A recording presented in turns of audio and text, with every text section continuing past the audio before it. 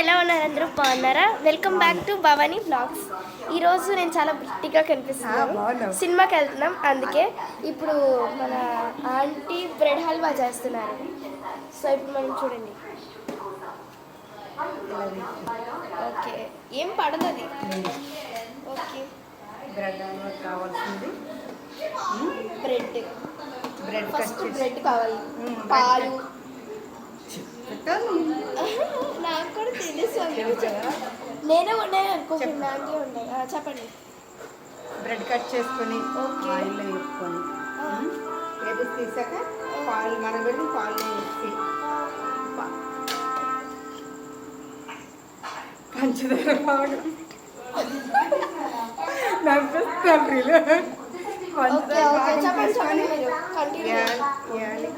యాలకులు నెయ్యి అవన్నీ వేసుకొని కిస్మిస్ ఇంకా బాగా వేస్తారా దాంట్లో? బాదం డ్రై ఫ్రూట్స్ అన్నీ కలిపి నెయ్యి చూపిస్తాను మీకు. నాకు చాలా ఇష్టం.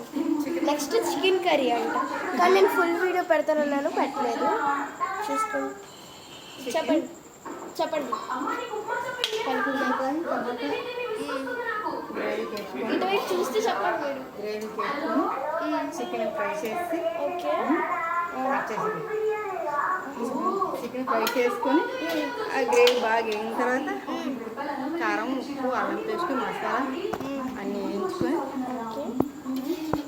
కస్తూరి మెంతి, ధనియాల పొడి అన్నీ వేసుకొని ఓకే. తీసుకోవడం. ఇక్కడ బగారా రైస్ చూపిస్తాను. చూడండి గైస్, బగారా రైస్ మా ఆంటీ వండారు. ఇంకా పన్నీర్ ఉంది, పన్నీర్ చూపిస్తాను. ఇంకా పన్నీర్ సేమ్ గ్రేవీ నేనే ఉన్నాను అనుకోకండి. Okay aunty, chicken curry recipe చెప్పిస్తారా గట్టిగా? ఇదేంటి వైట్ రైస్, మరి పన్నీర్ చెప్పండి.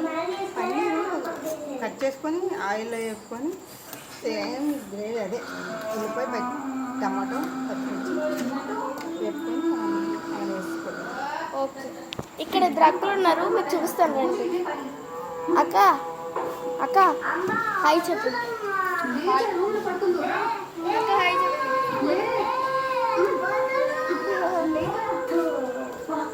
ఆంటీ ఏం చేస్తున్నారు? ఒకసారి బ్రెడ్ హల్వా టేస్ట్ చేద్దాం. ఆంటీ బ్రెడ్ హల్వా ఇవ్వండి, టేస్ట్ చేసి చెప్తా. చుక్క వేయండి. బ్రెడ్ హల్వా చుక్కనే ఎక్కువ కాలుతోందా? డ్రై ఫ్రూట్స్ అన్ని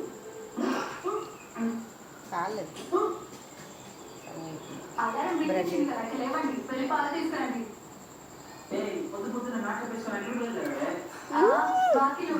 చాలా బాగుంది టేస్ట్.